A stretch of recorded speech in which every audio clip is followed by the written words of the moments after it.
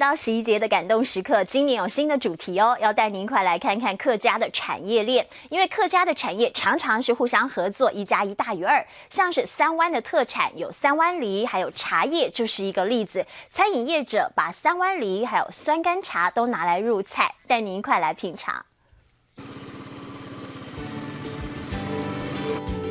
细心呵护茶园的是三湾茶农廖胜荣，不但得过神农奖，他的东方美人茶也是比赛中的常胜军。这个小绿叶茶飞得非常快啊！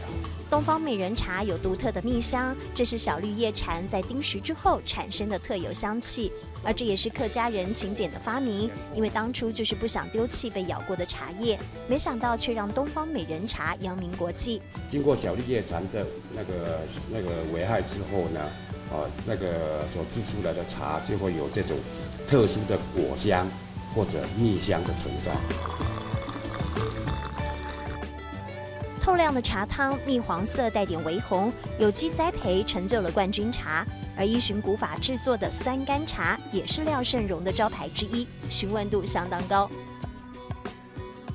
只是说到了三湾产业，三湾梨是绝对不能错过的。三湾果农廖进才说，三湾雨水少，日照充足，所以三湾梨的品质1等1。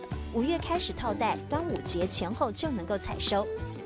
三湾农民自产自销，所以保证水果香甜又多汁。所以我们都全熟以后才摘下来，那个甜度已经是够了。三湾梨除了当水果，还能够入菜。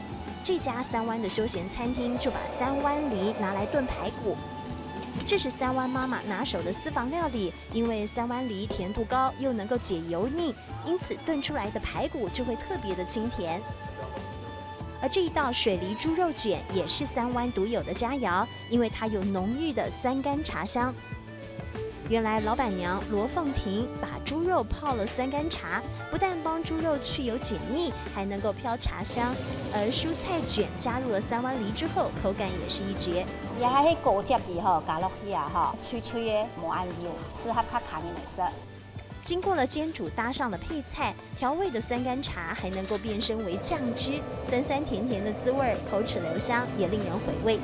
三湾妈妈运用好手艺，把风味餐结合了产业，一样成功行销三湾。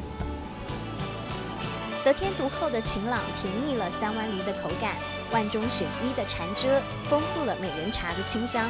走一趟，体验色香味俱全的感动时刻。